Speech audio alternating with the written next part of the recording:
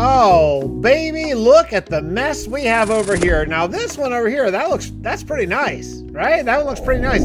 This one over here, this has got to go down today. So we are expanding the floating castle. Well, it's not really much of a castle yet, but the floating island of Luminar, and we're expanding it to have now 2 out of the required 4 buildings so we can get on with the mirror. Now, it's going to have a lot more than 4 buildings. Obviously, this is a really big island. Have you seen how big this is? Let me show you. Yeah, I mean, check out the size of this thing. This is gonna have a ton of buildings on it. It's all gonna be interconnected and worked and very maze-like, and I'm really, really excited. But before we get there, yeah, I got a lot of placing blocks. Now, that's why the last 2 episodes I've spent doing some time getting a mud farm now. So we actually have a source of free mud. It takes a little bit of time, but free still anyway. And also a source of free wheat, a really, really good wheat farm. So all of this has to be put down into this mud. And I'm just doing the mud mixture like this just for now. We'll make it look better later. I will do aging and lots of detail stuff later, but I like to rough it in first, and then I can kind of see what areas require a little bit more loving and what doesn't. And well, that's the way I like to work anyway. I just think it works out the easiest way that way. So let's build up a whole bunch of walls. I'm going to be using the exact same palette as I did over there, which is mud primarily down the bottom, and then it moves into some sand, some of the smooth sandstone with some random white, which is actually just all pale oak, I think, just to add a 3rd color, but primarily just mud and sandstone with a little tiny bit of pale oak. Yeah, I got a lot of work to go. Man, we're gonna be here for a while. Oh, this is daunting.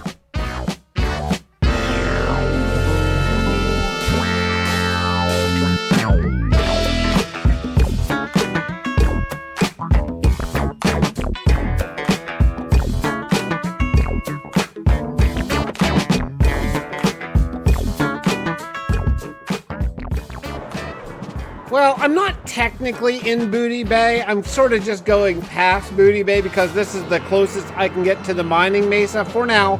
Eventually, we'll probably bring the Shithari spine through it, but it's not a far flight over here. I really need terracotta. I have a great plan for the floor in the Tower of Echo, not Air, Echo. That's the name of it. But I need a lot more terracotta. I'm kind of running low, so time to do some mining.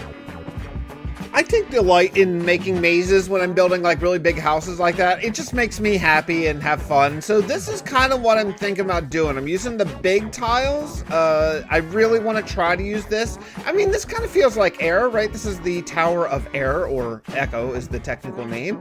Here, I think it looks pretty nice. Now, I started the process of putting in the ceilings up here, and the problem is I need to figure out like ways to sort of move up. I have one set of stairs that goes up here, and then you got to go up again. So then you can see I have a ceiling that's different than the floor, which is nice. That's a really, really nice touch, but I do have to figure out another way to get up the next floor. Now this is going to be open air right here, so I can't go up there.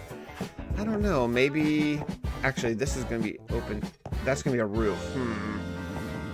Oh man, I don't know. Oh wait, no, I don't know. I am not sure how to get up. I guess we'll have to go. Oh, I hate doing that. I hate doing like a curved staircase because you have to cut in the ceiling and it messes up the next room, but I can't think of another way to do it. So I guess we're just gonna have to go like up here a couple blocks and then curve. Boo for that. Oh, baby. This is such a maze that I legitimately have just made 3 or 4 wrong turns just trying to get down to the bottom because I need more spruce to start to put in the trapdoors and railings and stuff like that, because I have some outdoor pathways and I would like to not fall off of them.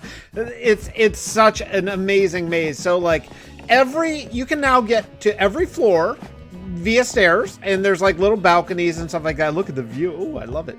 So yeah, multiple balconies. This is, I believe, yeah, this is the top floor. This is the very last floor I need to put a wall in, which I'll do. The only reason I haven't done it yet is because I wasn't sure if I want to go sandstone or white. Generally, I'm putting white up at the top, but I think I have white just down below. But yeah, I do, just down below.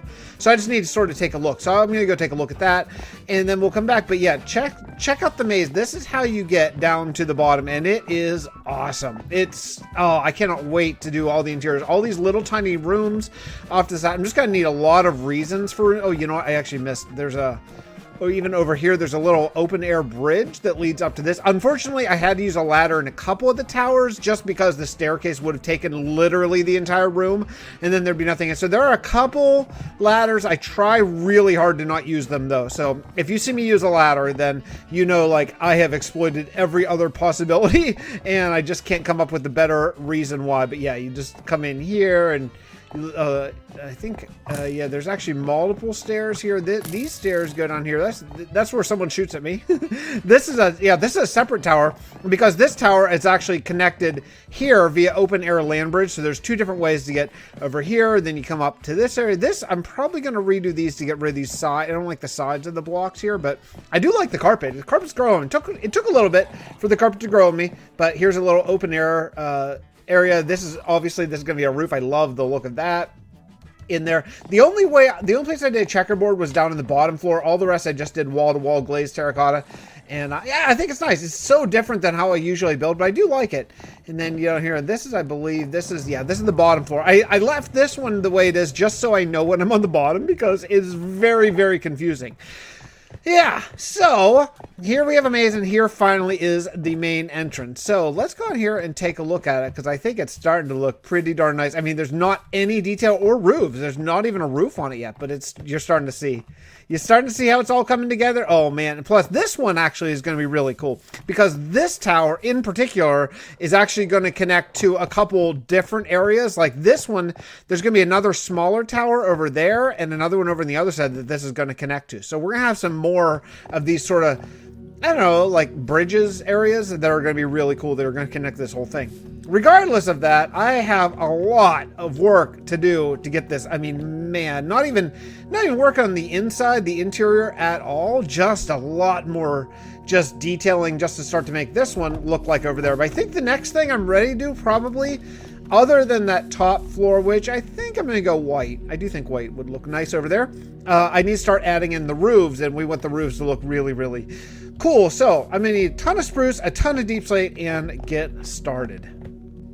You're not going to be able to see it real well from here, but I have all the roofs roughed in, and I just did spruce outlines. You got to try to get some interesting roof shapes. I haven't done any detailing outside of just this little tiny little bit where I'm going to do some, you know, some regular old spruce detailing, but you can kind of start to see how this portion of the castle is going to come along. I think it's going to be nice. You know, I do these without any plan whatsoever. I just build it, and I like that process. Like, I know a lot of people use like creative mode and stuff to build like the perfect castle and or whatever and everything, but that's just not something I enjoy. I've done a little bit of it, and I just realized very quickly after doing it really only like twice, I'm like, yeah, this is not the part of Minecraft that I like. I like this. I like putting down blocks, second guessing it, fixing it, upgrading it, in fact, I just changed that roof to that because I didn't like the flat roof on top. I just thought it needed that peak.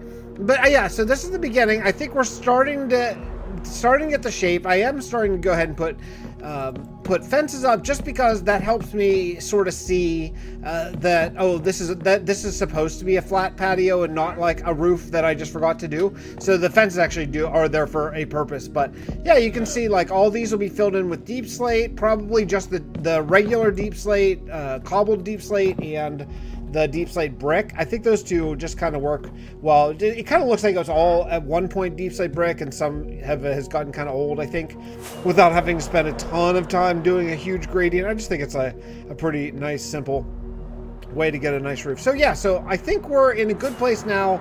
The next thing is going to be put in all the roofs and then start the detailing. So let me go grab my deep slate and let's see what we can come up with.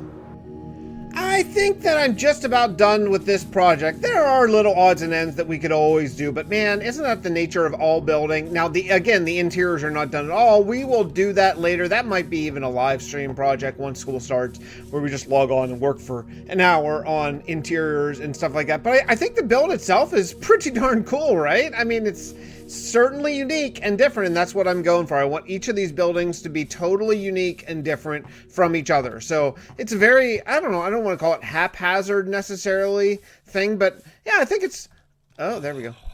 Okay, and that's how I die. Okay, good thing I have wings, for crying out loud. Anyway, I think the castle is coming along. Just imagine this whole island with maybe 8 more of these. Oh man, this is gonna take forever. Anyway, yeah, so we got the Tower of Reflection, that's the water tower over there. We got the Tower of Echo, that's the air tower, and we got 2 more towers before we build the mirror. But I think I'm gonna take a little bit of a break from these. These take ages. My penciled in goal is to have the island of Luminar done by day 17,000 with the mirror and at least the 4 castles, if not a lot more. But I think this is a very good start. All right, it's time for the lore segment right now.